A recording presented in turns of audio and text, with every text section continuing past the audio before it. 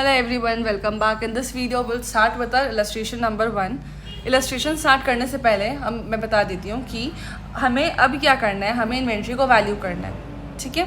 Inventory value करने के काफ़ी सारे मेथड्स हैं. ठीक.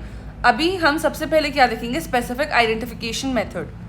इस पर क्या कहते हैं कि हम उसका जो एक्चुअल कॉस्ट है वो नोटिस करेंगे. एक सेकेंड.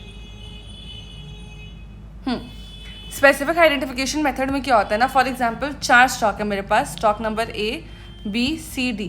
ठीक है.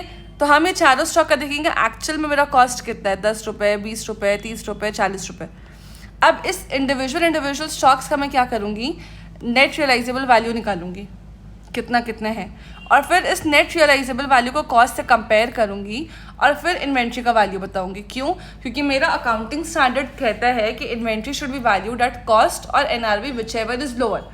ठीक है. तो स्पेसिफिक आइडेंटिफिकेशन मेथड में क्या होता है, मैं हर एक इन्वेंट्री की उसका स्पेसिफिक इन्वेंट्रीज के स्पेसिफिक कॉस्ट निकालूंगी, उन सारे इन्वेंट्रीज के उनके एनआरवी निकालूंगी, दोनों को कंपेयर करूंगी और फिर जो लोअर होगा वो मेरा वैल्यू ऑफ इन्वेंट्री हो जाएगा.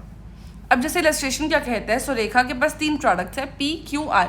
सिमिलर नहीं है, इंटरचेंजेबल नहीं है. इट मीन्स कि वो यूनिक प्रोडक्ट्स है, तो उसमें हर एक प्रोडक्ट के खुद के कॉस्ट होंगे. ठीक है. अब क्या कहता है कि फाइनेंशियल ईयर के एंड में मेरे पास 3 इन्वेंट्रीज हैं, PQR. तीनों का कॉस्ट दिया हुआ है, तीनों का रियलाइजेबल वैल्यू दिया हुआ है, NRV. ठीक है. अब क्वेश्चन ने क्या कहा है कि मुझे क्लोजिंग स्टॉक का वैल्यू निकालना है. अब आप P के लिए बताओ. P का कॉस्ट है 38, NRV है 42.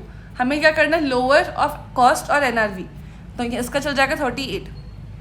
क्यू के केस में कॉस्ट भी 29, एनआरवी भी 29, तो कोई दिक्कत नहीं है, मेरा वैल्यू हो जाएगा 29.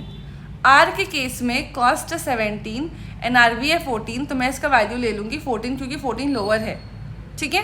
तो अब अगर मुझे इसका वैल्यू निकालना है तो क्या हो जाएगा, पी के लिए हो जाएगा 38, क्यू के लिए हो जाएगा 29 और आर के लिए हो जाएगा 14. अब तीनों को हम ऐड कर देंगे और फिर हो जाएगा. ठीक है. हमारा वैल्यू निकल जाएगा. तो देखो इन्होंने क्या किया है, सबसे पहले लिख दिया है कि इन्वेंट्री को वैल्यू करना है एट लोअर ऑफ कॉस्ट और एनआरवी. ठीक है. अब जो वैल्यू ऑफ इन्वेंट्री है वो कैसे डिटरमाइन होगा, दोनों को इन्होंने लिखा, कंपेयर किया, लीस्ट 38, 29, 14 और तीनों को ऐड कर दिया. ये हो गया मेरा इन्वेंट्री का वैल्यू. ठीक है. ये क्वेश्चन हमारा कंप्लीट हुआ. नेक्स्ट वीडियो में मिलेंगे नेक्स्ट क्वेश्चन के साथ. चैनल सब्सक्राइब करना, वीडियो लाइक करना, दोस्तों के साथ शेयर करना मत भूलना. तब तक के लिए बाय.